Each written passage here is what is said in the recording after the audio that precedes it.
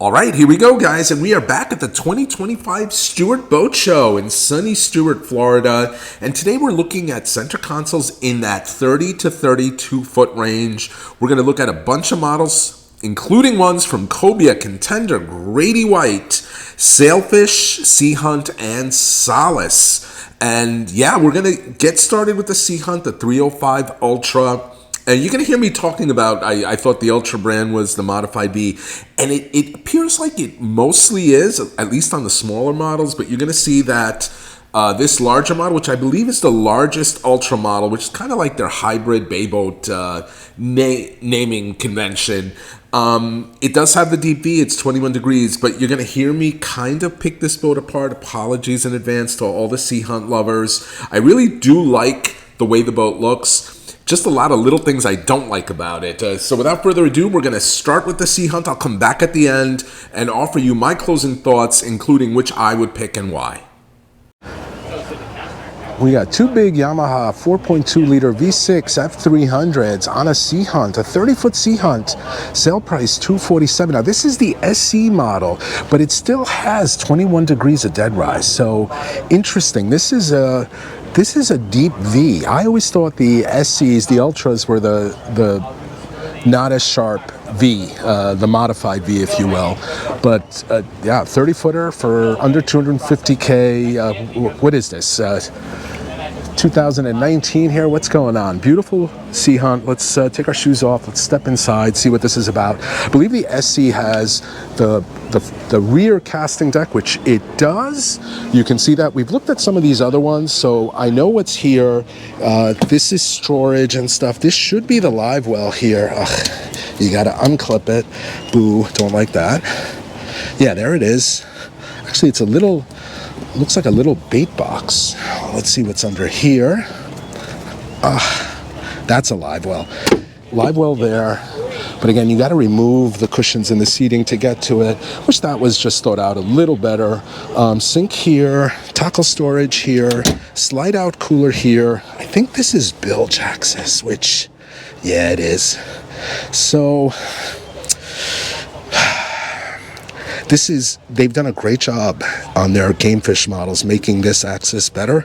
It looks like on this model, it's still kind of not so great. Side entry door there, side entry door here, that's good. 4 cup holders here. We got 4 rod holders on top, a couple of Kingfish rod holders, 2 big Garmin screens. We have joystick controls, digital throttle, steering wheel right here, toggle switches, which I love. We have the compass in line with the operator, as it should be. We have an actuator there to let in some air, 3-sided glass windshield, tiny electronics box. I'm making fun of Sea Hunts for this, but this is really kind of funny. Garmin radio, flip-up bolster seats. You got footrest, and a 3rd footrest here. Not sure why manufacturers feel the need to put that many footrests in, but I guess it's there.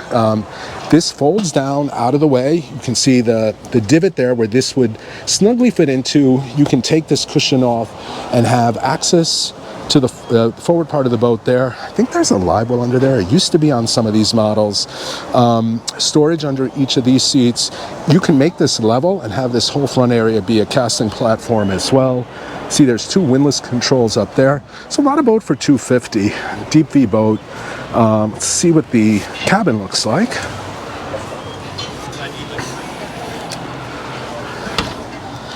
Oh, nice, very nicely finished. Look at this. Very nice. Little sea deck material, porcelain head. This is all glassed in. There's access to your electronics back here, actually. Sink over there. It's got some kind of quartz countertop as well. Little net area here where you can throw stuff. Mirror up there. The starboard side has a little access port. You can let in some light. It does let in some light, and it can let in some air if you open that up. All in all, really nicely done. And I'm going to sound like a broken record, but, you know, Sea Hunt does a really nice job with their boats in terms of how they look. They look pretty. Yeah, that electronics box A little ridiculous how small it is. The bilge access, atrocious on this model.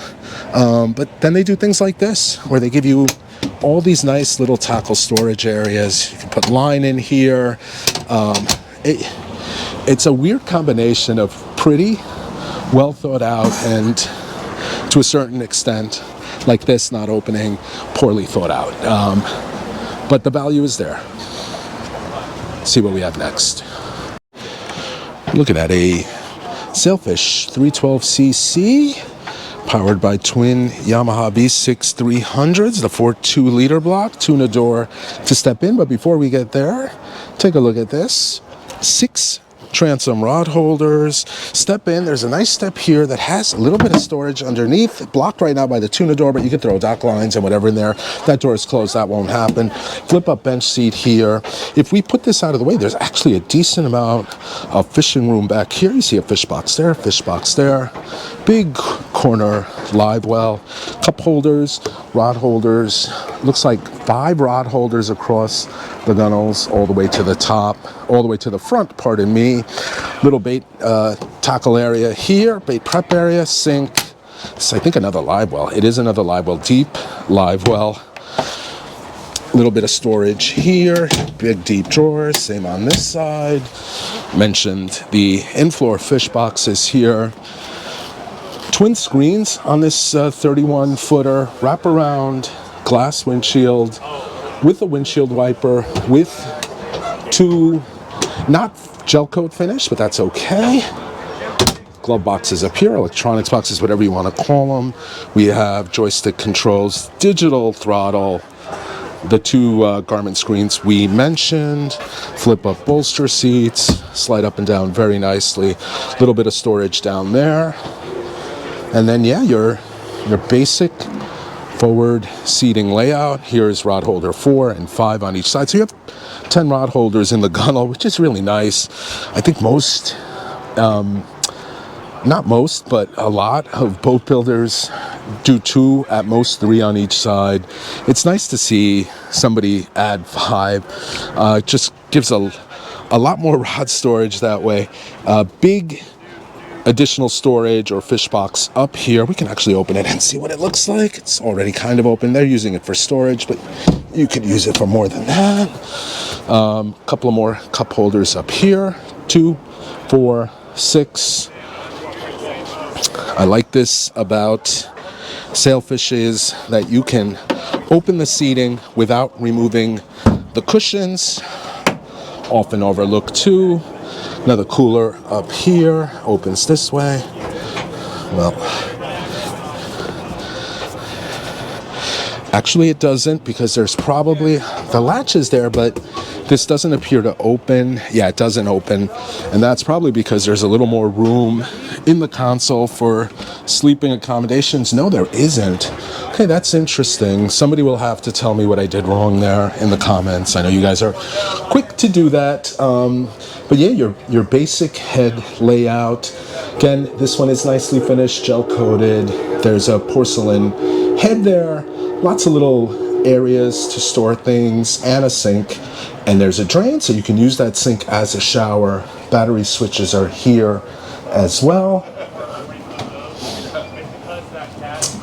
And access to your electronics right there. Decent little value. Sailfish 312. Got a twin V6 Yamaha F300s on a Cobia 320, a 32-foot, 10-foot, 3-inch beam, 270 gallons of fuel, 299,900 a hair, a tick under 300 for this big Cobia. Now part of the Malibu boat group, was part of Maverick for years. In its history, it's also been owned by Yamaha. I mean, Cobia's been through many hands, but it's never died, and I think it's because it's a quality boat. And a lot of that credit, this running design, this hull design is all Maverick. Maverick, great boat company, bought out by Malibu last year, or 2 years ago now. But a fantastic brand. They had Hughes, Pathfinder, a number of Maverick itself. My buddy John Skinner has a Maverick Skip. Great boat builders, Fort Pierce, Florida. Recessed, hidden boarding ladder. This comes up, you get access to your boarding ladder, folds down, latches close. When you're underway, it doesn't pop up and down. Very nice feature. Stepping on board, first thing you notice, two very big live wells in the corner, a couple of rod holders in between. Big wide bench seat that folds up, bilge access under there. You got a side entry door there, big fish box here, big fish box on this side, tackle storage here, two big drawers here. Bait prep area here, I'm sure there's a sink. Yeah, sink here. And little spot for cold baits or whatnot. You could put food and drinks in there too if you wanted. A lot of rod holders. 1, 2, 3, 4, 5, 6, 7, 8, 9 rod holders here. We mentioned the fish boxes on each side. Flip up bolster seats here. Let's help that close. Little squeaky. 2 cup holders in between. Batteries under there. You got individual bench footrests here. Couldn't think of that. Footrest, and then you have another footrest there. 2 more cup holders here. Joystick controls for docking. Digital throttles. 2 big Garmins. JL audio. You have your compass in the right spot. You have a little storage nook here to drop your cell phone, wallet, whatever. Actuator up there, let in some air. 3-sided glass windshield. Big electronics box up here. More storage here. This very unobtrusive forward seating that also lifts up, makes a casting platform, makes a table. I like keeping it down personally, gives you room to fish. This pops out, you can come right up to the bow. I like that you can open these without removing the cushions, and the cabin is actually right here. Yep, there you go. Nice big sink area, porcelain toilet, little closet. Just a really, really nice area. You see it has a windshield wiper. I forgot to mention this, but love this about Cobia's. Electronics box on this side, and an even bigger electronics box on that side. We stored our life jackets here. I mean, it was nice having a quick, easy spot to get to the jackets. God forbid you ever needed them. We never did, thankfully. But yeah, the really well thought out boats. One of my favorite brands of all time. Great running boats too. I'd put our Cobia 256 right up there in terms of how it rode with any other 25-foot boat, monohull boat. And here's the electronic switch for the table, up, down, so that would lift up, rise up, and then you lower it through here too. It's nice too because you don't have to stow it away. It's a nice feature, very well thought out. Cobia 320, just under 300K. Let's see what we have next. Perhaps a sign of the changing times. Grady White 306 Canyon, twin V6, 300 Yamahas, 4.2 liters, 360,736. Let's step aboard. This is a beautiful boat. These Grady's are just super wide boats. You can see there's a side access door here. We have a giant kill box here, splits in half. Flip up rear bench seat. You have a nice tackle station here. Live well on one side. Let's see what's on this side. I keep forgetting. Is this a little bait prep area? It is, with a sink. We got tackle storage down here. Drawers on this side. A little more tackle room there. 4 rod holders here. 4 more on top. Flip up helm bolster seats here, very nice. You got the flip down footrest, you have another footrest there, 3 cup holders here, no electronics on this one, but you do see the digital steering, the digital throttle, pardon me, the joystick steering, nice small Edson wheel here with a knob. Big area here that you could throw your wallets and keys and phones. Full wraparound windshield here with the windshield wiper. Nice wide walkways. Nicely gel-coated cabin. Another sink there.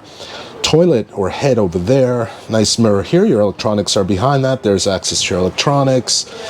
A 4 teak floor as well. Storage over there. Really nicely laid out. The forward seating, which I'm not a fan of, we know that, but most people are fans of it.